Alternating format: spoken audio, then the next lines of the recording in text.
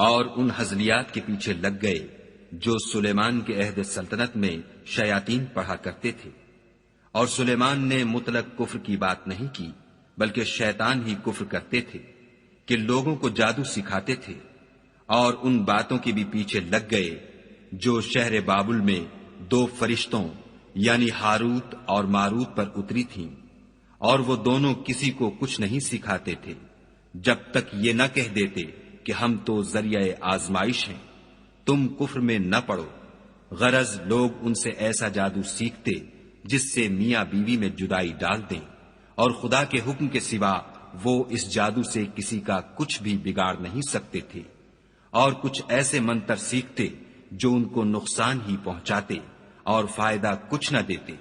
اور وہ جانتے تھے کہ جو شخص ایسی چیزوں یعنی سحر اور منتر وغیرہ کا خریدار ہوگا اس کا آخرت میں کچھ حصہ نہیں، اور جس چیز کے عوض انہوں نے اپنی جانوں کو بیچ ڈالا وہ بری تھی، کاش وہ اس بات کو جانتے، اور اگر وہ ایمان لاتے اور پرہیزگاری کرتے تو خدا کے ہاں سے بہت اچھا صلہ ملتا، اے کاش وہ اس سے واقف ہوتے۔ اے اہل ایمان، گفتگو کے وقت پیغمبر خدا سے رائنا نہ کہا کرو، انظر نہ کہا کرو، اور خوب سن رکھو، اور کافروں کے لیے دکھ دینے والا عذاب ہے۔ جو لوگ کافر ہیں، اہل کتاب یا مشرک، وہ اس بات کو پسند نہیں کرتے کہ تم پر تمہارے پروردگار کی طرف سے خیر و برکت نازل ہو، اور خدا تو جس کو چاہتا ہے اپنی رحمت کے ساتھ خاص کر لیتا ہے،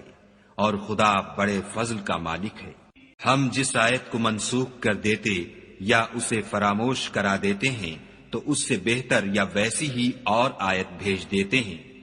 کیا تم نہیں جانتے کہ خدا ہر بات پر قادر ہے؟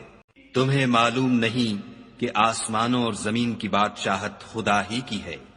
اور خدا کے سوا تمہارا کوئی دوست اور مددگار نہیں۔ کیا تم یہ چاہتے ہو کہ اپنے پیغمبر سے اسی طرح کے سوال کرو جس طرح کے سوال پہلے موسیٰ سے کیے گئے تھے؟ اور جس شخص نے ایمان چھوڑ کر اس کے بدلے کفر لیا وہ سیدھے رستے سے بھٹک گیا۔ بہت سے اہل کتاب اپنے دل کی جلن سے یہ چاہتے ہیں کہ ایمان لا چکنے کے بعد تم کو پھر کافر بنا دیں، حالانکہ ان پر حق ظاہر ہو چکا ہے، تو تم معاف کر دو اور درگزر کرو یہاں تک کہ خدا اپنا دوسرا حکم بھیجے۔ بے شک خدا ہر بات پر قادر ہے۔